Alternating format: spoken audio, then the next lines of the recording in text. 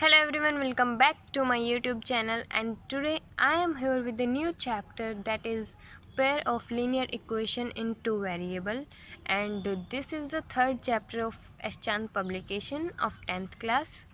So let's get started. So the first question arises is, what is linear equation in two variable? Linear equation in two variable को पढ़ने से पहले हम कुछ और important terms हैं, कंसेप्ट्स हैं, उनको पढ़ेंगे। उसके बाद हम लीनियर इक्वेशंस को स्टडी करेंगे। First is, what is term. सबसे पहले जो टर्म क्या होती है, term is a combination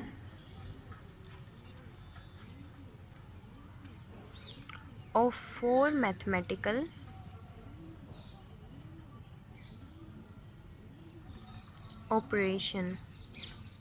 elements. Okay, first is sign, plus and minus.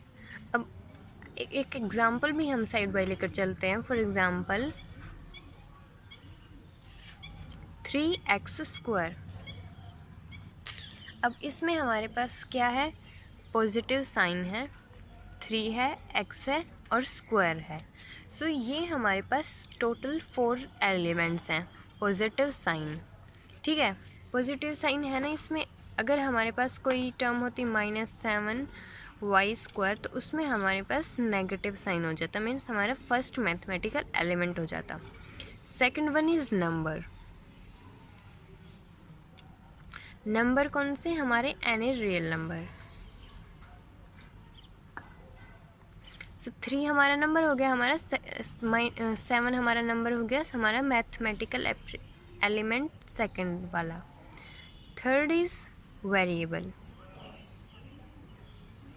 Variable can be x, y, z, a, b, c, any, मतलब कुछ भी हो सकता है आपका वेरिएबल। यहाँ पर हमारे पास वेरिएबल क्या है, x, और यहाँ पर हमारे पास वेरिएबल क्या है, y। ये था हमारा third mathematical element. Now last mathematical element is exponent. Exponent क्या होता है, हमारा पावर ऑफ वेरिएबल। यहाँ पर हमारे पावर क्या है, 2। ये जो 2 है ये हमारा है एक्सपोनेंट। यहाँ भी हमारी पावर ऑफ वेरिएबल क्या है, 2। अब आप मुझे बताना, जो हमारी वेरिएबल की जो हमारी हाईएस्ट पावर होती है उसे हम क्या कहते हैं, कमेंट बॉक्स में। ओके, अगर आपने सेकंड चैप्टर किया होगा तो आपको पता होगा कि हम इसे क्या कहते हैं। ये था हमारा term. Term is a combination of 4 mathematical operation. Now we will study, and one more thing is, जो हमारे ऑल रियल नंबर्स होते हैं, ऑल रियल नंबर्स, उनको हम क्या कहते हैं, are known as constant term. Okay, now comes to second important concept, that is algebraic expression.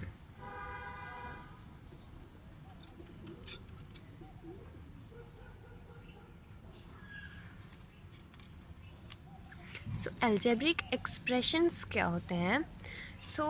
First हम इसका एग्जांपल लेते हैं। फॉर एग्जांपल 3 - 7x, इसमें हमारी कांस्टेंट टर्म है, वेरिएबल टर्म है, और ये कांस्टेंट टर्म और ये वेरिएबल टर्म किससे अटैच्ड है, एक साइन से, जो हमारा दिखाई नहीं दे रहा लेकिन है, कौन सा, multiply Y sign.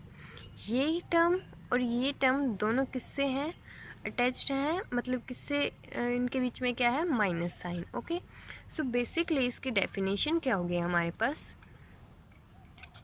combination of constant and variable connected by 4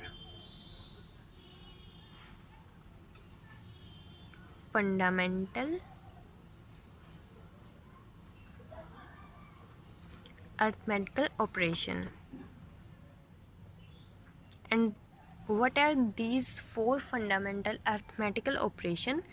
These are plus, minus, multiply and divide. Okay, एक और एग्जाम्पल हम ले लेते हैं. For example -7a+8b. इसमें हमारे a प्लस का नेगेटिव साइन इस 7a के आगे है, पॉजिटिव साइन इन दोनों को मिलाए हुए है. 7 और a को कौन सा साइन मिलाए हुए है? मल्टीप्लाई. अब हम पढ़ते हैं लीनियर इक्वेशन. सो लीनियर इक्वेशन क्या होती है हमारी, जो हमारा जिसके ऊपर हमारा आज का इंट्रोडक्शन है, जो हमारा 3rd चैप्टर है लीनियर इक्वेशंस के बारे में. सो लीनियर इक्वेशन होते क्या हैं?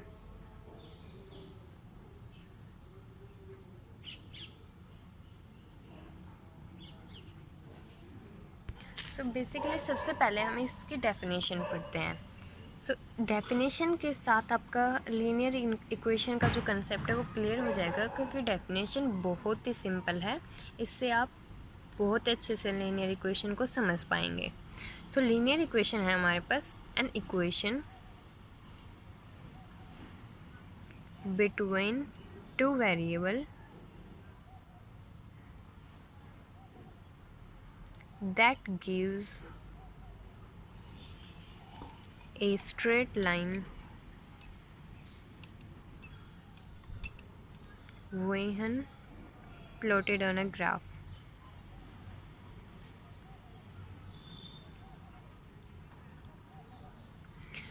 आपने ये 9th क्लास में भी किया होगा. For example 3x - 2y = 1. इन दोनों इस लाइन का ग्राफ हमें ड्रॉ करना था. तो आप करते होंगे कि x को 0 रखा, y की वैल्यू निकाली, y को 0 रखा, x की वैल्यू निकाली, और उनके जो पॉइंट्स हैं उनको डिनोट किया हमारे ग्राफ पेपर पे. ठीक है, और इसी को अच्छे से और समझने के लिए हम एक्सरसाइज में हमारे क्वेश्चंस करेंगे. सो linear equation I hope so आपको समझ में आ गई होगी. सो ये जो एग्ज़ाम्पल है ये हमारा किसका है? ये एग्ज़ाम्पल हमारा है लीनियर इक्वेशन इन 2 वेरिएबल. अब लीनियर इक्वेशन इन 1 वेरिएबल और लीनियर इक्वेशन इन 2 वेरिएबल क्या है? सो 1 variable and 2 variable. So linear equation in 1 variable का मतलब होता है कि जो हमारी कंप्लीट टर्म होगी, फॉर एग्ज़ाम्पल 3t + 11 = 0, उसमें हमारा जो वेरिएबल होगा वो सिर्फ एक होगा. यहाँ पर हमारा वेरिएबल क्या है? t. इस पूरी टर्म में और कोई वेरिएबल नहीं है ना.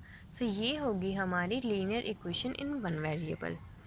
For example 3x - 2y = 10. इसमें हमारे कौन कौन वेरिएबल हैं? हमारे पास यहाँ पर वेरिएबल x भी है और y भी है.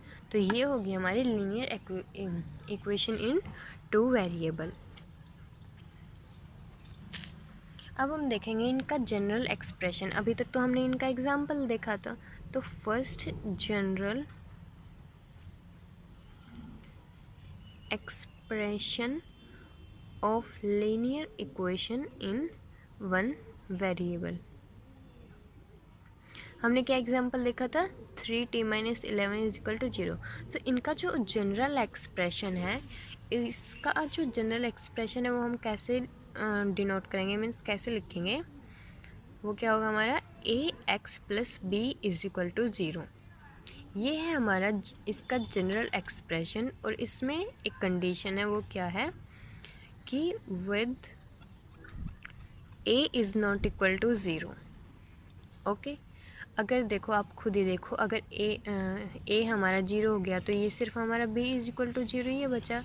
इसमें हमारा पास वेरिएबल नहीं है, तो हम इसको कैसे कहेंगे कि linear equation in 1 variable?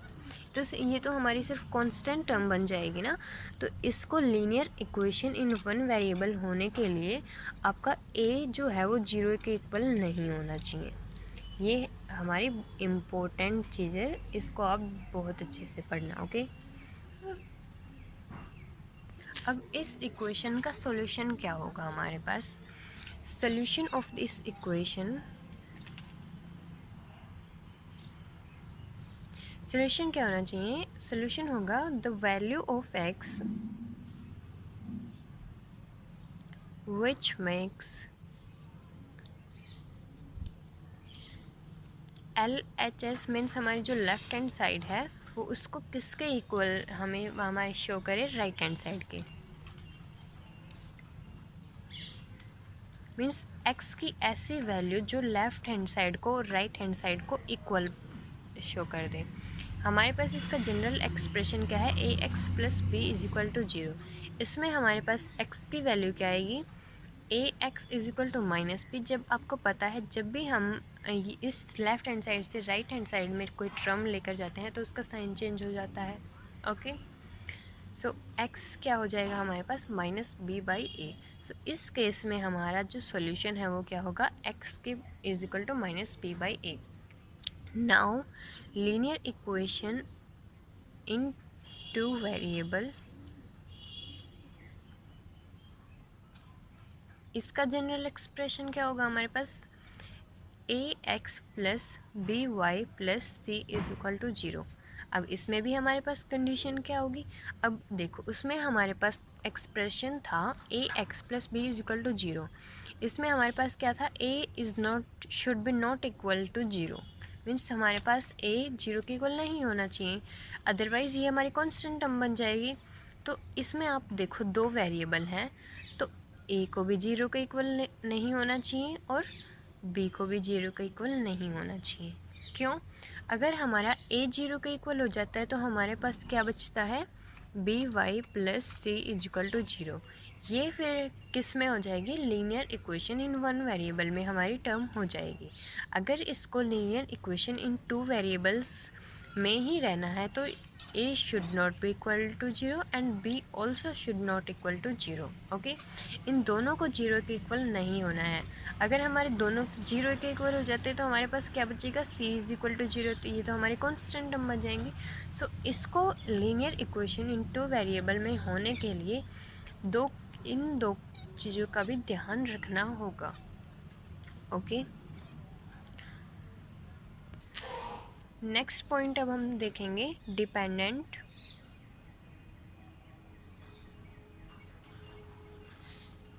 And independent variable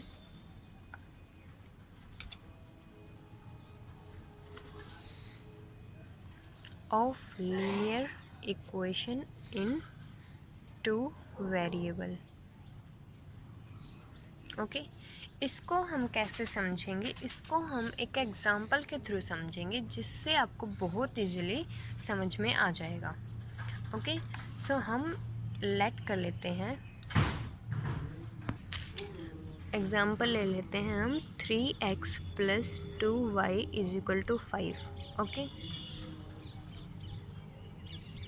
अब ये हमारे पास क्या है? Linear equation in two variable है। क्यों? क्योंकि इसमें हमारे पास दो वेरिएबल हैं एंड x एंड y। तो हम इसमें x की वैल्यू फाइंड आउट करते हैं means in term of y। So 3x is equal to 5 minus 2y and x is equal to 5 minus 2y divided by 3। अभी हमारे पास ये सिचुएशन आ गई है। ओके, अब इसमें हम अज्यूम करते हैं कि y की वैल्यू है जो वो हमें खुद पुट करनी है। ओके, सो y की वैल्यू हम कुछ भी पुट करेंगे उससे हमारी x की वैल्यू आएगी। फॉर एग्ज़ाम्पल हमने y को 0 पुट किया तो x की वैल्यू क्या आई? 5/3। ओके, सो इससे आपको क्लियरली समझ में आ रहा होगा जो y की जो x की वैल्यू है वो y पे डिपेंड है। y अगर 1 होता है तो x की वैल्यू कुछ और आएगी, y अगर 2 होता है तो x की वैल्यू कुछ और आएगी। सो y जैसे जैसे चेंज होगा उसी के ऊपर x हमारा चेंज होगा। मीन्स जो y है वो हमारा इंडिपेंडेंट वेरिएबल हुआ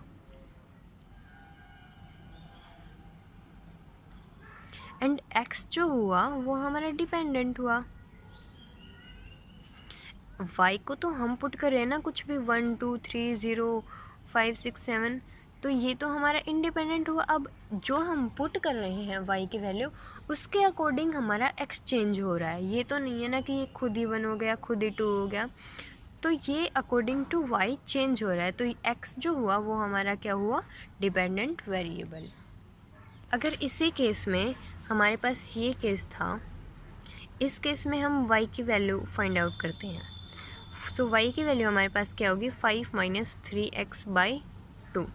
अब इस कंडीशन में हमारे पास जो x है वो इंडिपेंडेंट हो गया एंड y क्या हो गया, डिपेंडेंट। अब यहाँ पर हम x की वैल्यू को पुट करेंगे 1 2 3 और उसी के अकॉर्डिंग हमारी y की वैल्यू आएगी। ओके, सो इसमें हमारे पास y डिपेंडेंट हो गया। अब इससे आपको एक चीज़ समझ में आई होगी, इससे हमारे पास दो केस निकल के आते हैं। मैं इसका जो कंक्लूजन है उसको हम दो केस में डिफाइन करेंगे कि जब हमारा x is expressed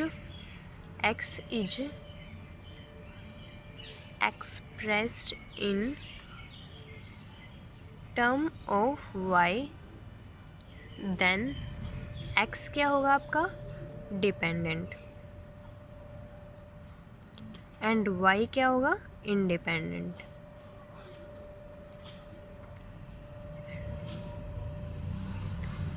case number second,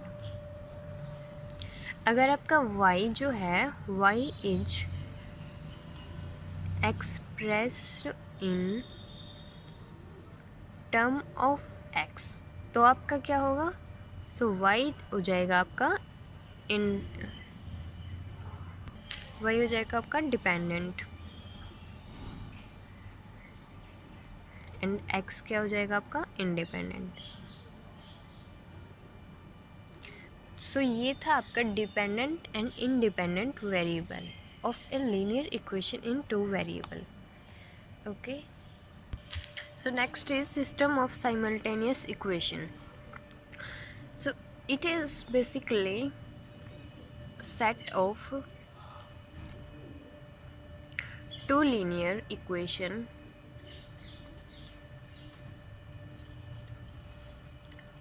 in two variable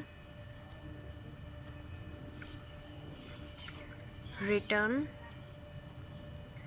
in form a1x plus b1y plus c is equal to 0। अब ये हमारी फर्स्ट इक्वेशन, लीनियर इक्वेशन है। अब इसके साथ इसकी कंडीशन भी क्या होगी, a1 is not equal to 0 and b1 is not equal to 0 and a2x plus b2y plus c अब इज इक्वल टू 0। इसके साथ भी कंडीशन होगी what a2 is not equal to 0 and b2 is also not equal to 0। इससे हम कहते हैं system of simultaneous equation in two variable. इसके जो सोल्यूशन है उसके सोल्यूशन फाइंड आउट करने के हमारे पास दो तरीके हैं। फर्स्ट इज ग्राफिकल मेथड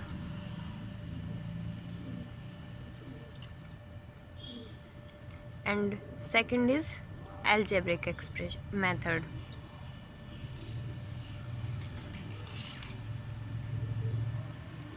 इन दोनों तरीक़ों को हम एक्सरसाइजेज में बहुत डीप तरीके से समझेंगे।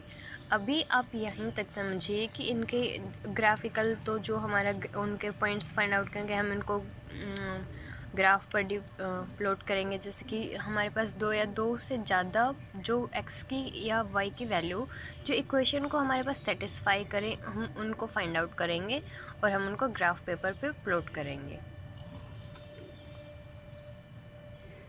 अब आपके पास मैं इस के 3 इम्पोर्टेंट पॉइंट्स डिस्कस करने वाली हूँ जो बहुत इम्पोर्टेंट पॉइंट्स हैं, तो आप उनको ध्यान रखना। जो हम ग्राफ पेपर पे प्लॉट करेंगे उन इक्वेशंस को, उनके बारे में है।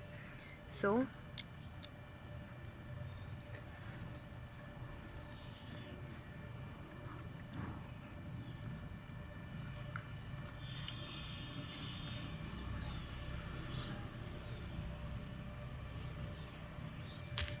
Given line in a plane.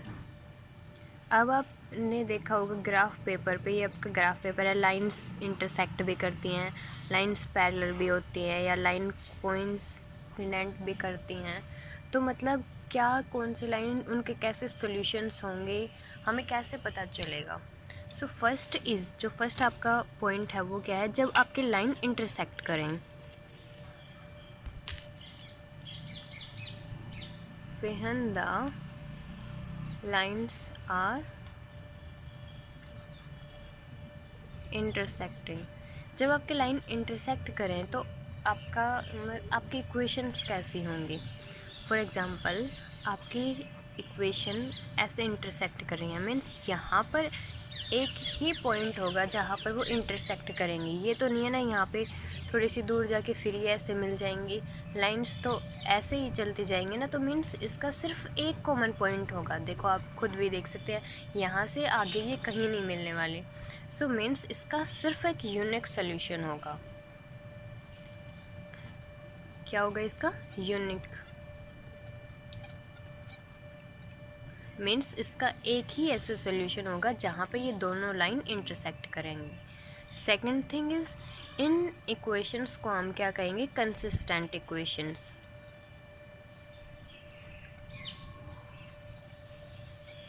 Okay, तो इन दोनों का जो ये पॉइंट होगा वो इन दोनों का क्या होगा? कॉमन सोल्यूशन होगा। अब ये दोनों एक ही पॉइंट पर कट कर रही हैं, तो ये इन दोनों का कॉमन पॉइंट हुआ। ये तो नहीं है कि इस लाइन का ये यहाँ पर पॉइंट हुआ, इसका यहाँ पर, और ये कट कर रही हैं, ये तो अलग पॉइंट हो जाएंगे। तो जब भी लाइन इंटरसेक्ट करेंगे, आप खुद इस इमेज को अपने माइंड में इमेजिन करना कि लाइन इंटरसेक्ट कर रही है, मीन्स इसका एक सोल्यूशन होगा, वो दोनों का यूनिक कॉमन सोल्यूशन होगा, और वो ये क्या होगा? Unique solution. और ऐसे इक्वेशंस को हम क्या कहेंगे? Consistent equation. Second is when line are parallel। Parallel lines कैसी होती हैं? जो बराबर में बिल्कुल ऐसे चलती जाए, उनके बीच में इतना स्पेस है तो वो हरदम इतना ही स्पेस रहेगा। ओके, अब आप देखो ये पैरेलल लाइंस, ये लाइन ऐसे बढ़ती जाएगी, ये लाइन ऐसे बढ़ती जाएगी, मतलब ये दोनों कभी मिलने वाली नहीं है। और अगर ये दोनों मिलेंगी नहीं तो मीन्स इसका कोई सोल्यूशन भी नहीं होगा। मीन्स कहीं अगर ये एक आधी जगह पर मिले तो भी हम उस पॉइंट को एक सोल्यूशन का नाम दें, बट ये तो ऐसे पैरेलल है ना बिल्कुल, तो ये चलते जाएंगे, तो मीन्स इसका कोई जब ये मिलेंगे ही नहीं तो इसका सोल्यूशन भी नहीं होगा। So no solution. और ऐसे लाइंस को, ऐसे सिस्टम ऑफ लाइंस को हम क्या बोलेंगे? इनकंसिस्टेंट। मतलब कोई है ही नहीं इनका कुछ, बस खुद में ही चले जा रहे हैं। सो थर्ड जो है वो हमारा है when the line are coincident. Means जब दोनों जो इक्वेशंस हैं वो एक ही लाइन से डिनोट की जाएं।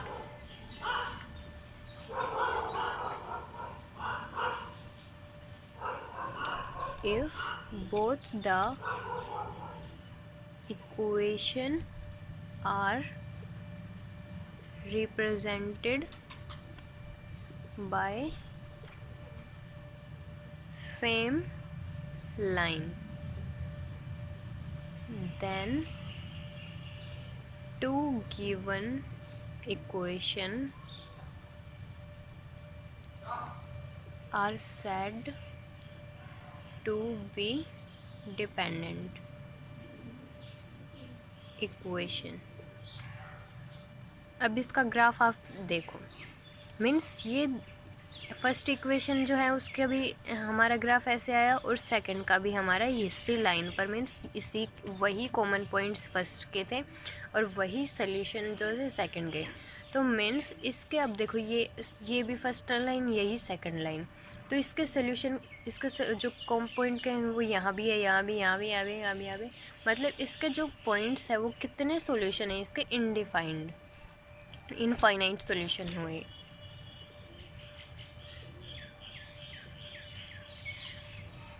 अब ये कहीं अलग हो ही नहीं रही, इसके कोई काउंट में हमारे सॉल्यूशन आ ही नहीं रही है। अभी इसके इतने ज़्यादा पॉइंट्स आप काउंट भी नहीं कर सकते, तो इसके जो सॉल्यूशन वो है वो इनफाइनाइट सॉल्यूशंस हुए हैं हमारे पास। ओके, ये थी आपकी 3 कंडीशन, जब लाइन इंटरसेक्ट करे, जब लाइन पैरेलल हो और जब दोनों इक्वेशंस की सेम लाइन हो। ओके, अब अभी तक तो आपने फाइंड की थी कंसिस्टेंसी और इनकंसिस्टेंसी कि जब आप ग्राफ से आपने जैसे कि ग्राफ किया कि दोनों की सेम इक्वेशन है तो इनके इनफाइनाइट सोल्यूशन हुए, मीन्स लाइन कोइंसिडेंट हुई। अगर लाइन पैरेलल थी तो मीन्स उनका कोई सोल्यूशन नहीं है, तो मीन्स इनकंसिस्टेंट हुई। अगर लाइन इंटरसेक्ट करी है मीन्स इनका एक कॉमन पॉइंट है, मीन्स कंसिस्टेंट लाइन है। ये तो जो भी था आपका, ये था ग्राफिकली। अब हम इनकी कंसिस्टेंसी और इनकंसिस्टेंसी कैसे चेक करेंगे, जो हमारा सेकंड जो तरीका था अलजेब्रिक मेथड, उससे।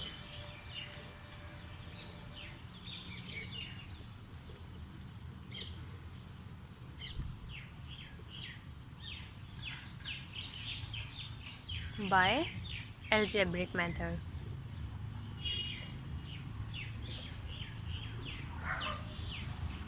अभी तक तो मैंने आपको बताया था ना, फर्स्ट मेथड जो था हमारा वो था क्या, graphical, and second one is algebraic. So हमारे पास इक्वेशंस क्या थी, a1x plus b1y plus c is equal to 0। ये हमारी साइमल्टेनियस इक्वेशंस इन 2 वेरिएबल की हम कंसिस्टेंसी और इनकंसिस्टेंसी चेक करेंगे। उसके लिए हमारी फर्स्ट इक्वेशन है ये, एंड सेकंड है a2x plus b2y plus c is equal to 0। इसके साथ आपकी जो 2 कंडीशंस हैं, जो हमारी क्या इक्वल टू 0 नहीं होना चाहिए, वो आप मुझे कमेंट बॉक्स में बताएंगे। ओके, तो इसके साथ हमारा फर्स्ट पॉइंट जो है वो क्या कहता है हमारा,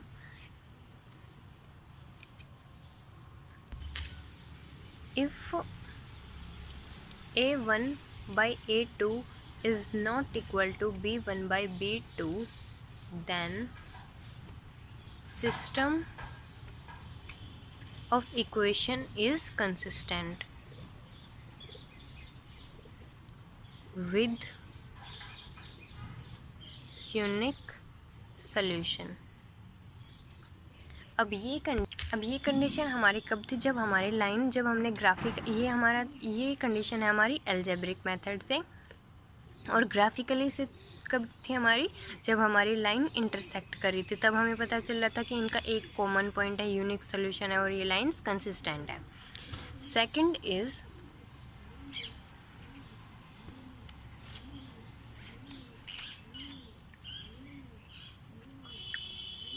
if a1 by a2 is equal to b1 by b2 is not equal to c1 by c2, means जो इनकी कांस्टेंट टर्म है ना वो आपको लेकर चलनी है। ओके, ये c1 और ये c2। ओके, जब आपकी ये कंडीशन है तब आपका सिस्टम कैसा होगा, सिस्टम ऑफ इक्वेशन इनकंसिस्टेंट और नो सॉल्यूशन। ये कंडीशन आपकी कब थी, जब आपका कोई भी सॉल्यूशन नहीं था, जब आपके लाइंस ग्राफिकल मेथड से पैरेलल थी। ये हमारा अलजेब्रिक मेथड और ये था हमारा graphical method. Now third point जो है वो हमारा क्या है, a1 upon a2 is equal to b1 upon b2 is equal to c1 upon c2। Means इससे आपको थोड़ा आइडिया हो ही रहा होगा कि सिस्टम कंसिस्टेंट है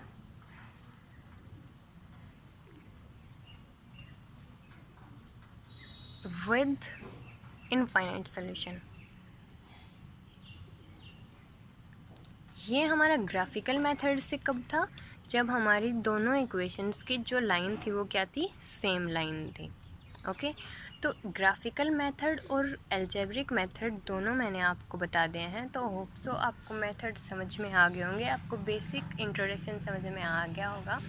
so please like my video and share with your friends, and इसकी एक्सरसाइज हम नेक्स्ट वीडियो में करेंगे। तब तक के लिए आप इंट्रोडक्शन पढ़िए और एग्जाम्पल सॉल्व करने की कोशिश कीजिए। सो मिलते हैं नेक्स्ट वीडियो में। या वन मोर थिंग, अगर आपने चैनल को सब्सक्राइब नहीं किया है देन सब्सक्राइब माय चैनल।